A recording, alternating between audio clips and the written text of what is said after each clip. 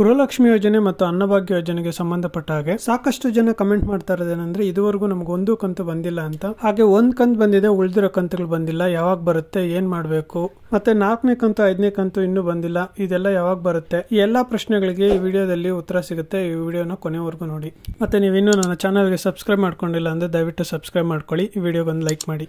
ಗೃಹಲಕ್ಷ್ಮಿ ಮತ್ತು ಅನ್ನಭಾಗ್ಯ ಯೋಜನೆ ಅಡಿ ಯಾರ್ಯಾರು ಅರ್ಜಿ ಹಾಕಿದ್ರು ಅವ್ರಿಗೆಲ್ಲರಿಗೂ ನೇರವಾಗಿ ಡಿಬಿಟಿ ಮುಖಾಂತರ ಹಣ ಜಮಾ ಆಗ್ತಾ ಇತ್ತು. ರೇಷನ್ ಕಾರ್ಡ್ ಅಲ್ಲಿ ಎಷ್ಟು ಜನ ಇದ್ರು ಅಷ್ಟು ಜನಕ್ಕೆ 5 kg ಅಕ್ಕಿ ಬದಲು ಹಣನ ಜಮಾ ಮಾಡ್ತಾ ಇತ್ತು ಗೌರ್ಮೆಂಟ್. ಈ ರೀತಿ ಡಿಬಿಟಿ ಯಾರ್ಯಾರಿಗೆ ಆಕ್ಟಿವ್ ಇತ್ತು ಅವ್ರಿಗೆಲ್ಲರಿಗೂ ಗೃಹಲಕ್ಷ್ಮಿ ಯೋಜನೆ ಯಾವುದೇ ತೊಂದರೆ ಇಲ್ಲದೆ ಆಲ್ರೆಡಿ ರಿಜಿಸ್ಟರ್ ಆಗಿರೋ ಬ್ಯಾಂಕ್ ಅಕೌಂಟ್ಸ್ಗೆ ಹಣ ಜಮಾ ಆಗ್ತಾ ಇತ್ತು. ಆಧಾರ್ ಸೀಡಿಂಗ್ ಯಾರು ಮಾಡಿಸಿರ್ಲಿಲ್ಲ ಅಂತವ್ರಿಗೆ 1ನೇ ಕಂತು 2ನೇ ಕಂತು ಬರಲಿಲ್ಲ. ನಂತರ ಅವರು ಸಹ NPCI ಮ್ಯಾಪಿಂಗ್ ಅಂದ್ರೆ ಆಧಾರ್ ಸೀಡಿಂಗ್ ಮಾಡಿಸಿಲ್ಲ ಅಂದ್ರೆ ನಮ್ಗೆ ಹಣ ಬರೋದಿಲ್ಲ ಅಂತ ಅರ್ಥಕೊಂಡು NPCI ಮ್ಯಾಪಿಂಗ್ ಮಾಡಿಸ್ತಾರೆ. ಅಂತವ್ರಿಗೂ ಸಹ ಆಮೇಲೆ 1ನೇ ಕಂತು 2ನೇ ಕಂತು ಹಾಗೆ ಪೆಂಡಿಂಗ್ ಇದ್ದಂತ ಎಲ್ಲಾ ಕಂತಿನ ಹಣನು ಅವ್ರ ಅಕೌಂಟ್ಗೆ ಜಮಾ ಆಗ್ತಾ ಬಂತು. ಸೊ ಈಗ ಒಂದು ಕಂತು ಬರದೇ ಇರೋರು ಫಸ್ಟ್ ಏನಾಗಿದೆ ಪ್ರಾಬ್ಲಮ್ ಅಂತ ತಿಳ್ಕೊಳ್ಬೇಕು ಅಂತಂದ್ರೆ ಏನ್ ಮಾಡ್ಬೇಕು ಅಂದ್ರೆ, ಈ ರೀತಿ ಪ್ರಾಬ್ಲಮ್ ಫೇಸ್ ಮಾಡ್ತಾ ಇರೋರು ಫಸ್ಟ್ ನೀವು ಯಾವುದೇ ರೀತಿಯ ಮಾಹಿತಿ ಕಣಿಜ ಆಗಲಿ ಅಥವಾ ಡಿಬಿಟಿ ಕರ್ನಾಟಕ ಆಪ್ ನಲ್ಲಾಗ್ಲಿ ಎಲ್ಲೂ ಚೆಕ್ ಮಾಡಕ್ ಹೋಗ್ಬಿಡಿ. ಡೈರೆಕ್ಟ್ ನೀವು ನಿಮ್ಮ ಹತ್ತಿರದ ನಾಗರಿಕ ಸೇವಾ ಕೇಂದ್ರ ಅಂದ್ರೆ ಗ್ರಾಮವನ್ನು, ಕರ್ನಾಟಕವನ್ನು ಅಥವಾ ಬೆಂಗಳೂರನ್ನು ಯಾವ್ದು ಹತ್ರ ಇದ್ರೆ ಅಲ್ಲಿ ಹೋಗ್ಬಿಟ್ಟು ನಿಮ್ಮ ಅರ್ಜಿಯ ಸ್ಟೇಟಸ್ನ ಒಂದ್ಸತಿ ಚೆಕ್ ಮಾಡಿಸಿ. ಕೆಲವು ಸ್ಟೇಟಸ್ ಪುಷ್ ಟು ಡಿಬಿಟಿ ಅಂತ ಇದೆ, ಇನ್ನು ಕೆಲವರದು ಮೊದಲು ಪೆಂಡಿಂಗ್ ಅಂತ ಇತ್ತು, ಈಗ ಪುಷ್ ಟು ಡಿಬಿಟಿ ಅಂತ ಇದೆ, ಇನ್ನು ಕೆಲವರಿಗೆ ಸಕ್ಸಸ್ ಅಂತ ಇದೆ ಆದ್ರೂ ಅವ್ರಿಗೆ ಹಣ ಜಮಾ ಆಗಿಲ್ಲ.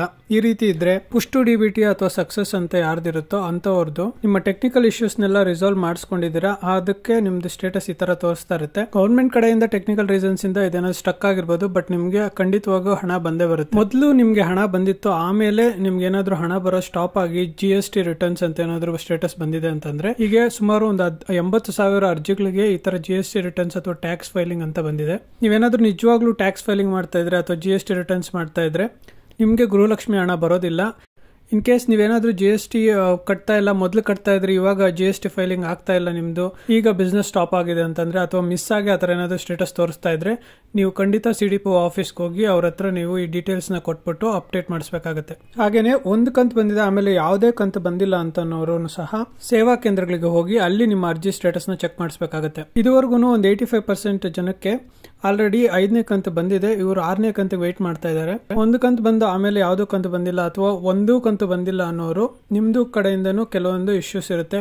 ಏನಂದ್ರೆ ಆಧಾರ್ ಸೀಡಿಂಗ್ ಮಾಡಿಸಿರಲ್ಲ, NPCI ಮ್ಯಾಪಿಂಗ್ ಆಗಿರಲ್ಲ, ನೇಮ್ ಮಿಸ್ ಮ್ಯಾಚ್ ಇರುತ್ತೆ, ಈ ಡೀಟೇಲ್ಸ್ ನ ಅಪ್ಡೇಟ್ ಮಾಡಿಸಿರ್ತೀರಾ. ಈ ಅಪ್ಡೇಟ್ ಮಾಡಿಸಿರೋದು ಗೌರ್ಮೆಂಟ್ ವೆಬ್ಸೈಟ್ಸ್ ಅಲ್ಲಿ ಅಪ್ಡೇಟ್ ಆಗಬೇಕು. ಈ ಅಪ್ಡೇಟ್ ಆಗೋದಕ್ಕೆ ಕೆಲವೊಂದ್ಸತಿ ಗೌರ್ಮೆಂಟ್ ವೆಬ್ಸೈಟ್ಸ್ ಅಲ್ಲಿ ನಿಧಾನ ಆಗುತ್ತೆ. ರೇಷನ್ ಕಾರ್ಡ್ ತಿದ್ದುಪಡಿ ಮಾಡಿಸಿರ್ತೀರಾ, ಹಾಗೇನೆ EKYC ಅವಶ್ಯಕತೆ ಇರುತ್ತೆ. EKYC ಅವಶ್ಯಕತೆ ಇರೋದ್ರಿಂದ ನೀವು ಅದನ್ನ ಅಪ್ಡೇಟ್ ಮಾಡಿಸಿರ್ತೀರಾ.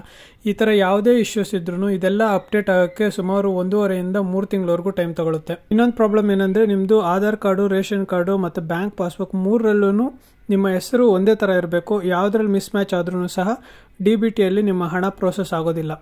ಸೇವಾ ಕೇಂದ್ರಗಳಲ್ಲಿ ಅರ್ಜಿ ಸ್ಟೇಟಸ್ ನ ಚೆಕ್ ಮಾಡಿಸಿದಾಗ ಈ ರೀತಿ ಏನಾದ್ರು ಇಶ್ಯೂಸ್ ಬಂದ್ರೆ ನೀವಿನ್ನೂ ಅಪ್ಡೇಟ್ಸ್ ಮಾಡಿಸಿಲ್ಲ ಅಂದ್ರೆ ಅಪ್ಡೇಟ್ ಮಾಡಿಸ್ಕೊಳ್ಳಿ. ಅಕಸ್ಮಾತ್ ಅಪ್ಡೇಟ್ ಮಾಡಿಸಿನೂ ನೀವು ವೆಯ್ಟ್ ಮಾಡ್ತಾ ಇದ್ರೆ ಇದು ಖಂಡಿತ ನಿಧಾನ ಆಗುತ್ತೆ ಗೌರ್ಮೆಂಟ್ ವೆಬ್ಸೈಟ್ಸ್ ಅಲ್ಲಿ ಅಪ್ಡೇಟ್ ಆಗೋದಕ್ಕೆ. ಸೊ ವೆಯ್ಟ್ ಮಾಡಿ. ಈ ಮಾಹಿತಿ ನಿಮ್ಗೆ ಯೂಸ್ಫುಲ್ ಅಂತ ಅನ್ಸಿದ್ರೆ ಈ ವಿಡಿಯೋ ಒಂದು ಲೈಕ್ ಮಾಡಿ, ನನ್ನ ಚಾನಲ್ಗೆ ಸಬ್ಸ್ಕ್ರೈಬ್ ಮಾಡ್ಕೊಳ್ಳಿ. Thanks for watching. ನೀವಿನ್ನೂ ನನ್ನ ಚಾನಲ್ಗೆ ಸಬ್ಸ್ಕ್ರೈಬ್ ಮಾಡ್ಕೊಂಡಿಲ್ಲ ಅಂದ್ರೆ ದಯವಿಟ್ಟು ಸಬ್ಸ್ಕ್ರೈಬ್ ಮಾಡ್ಕೊಳ್ಳಿ.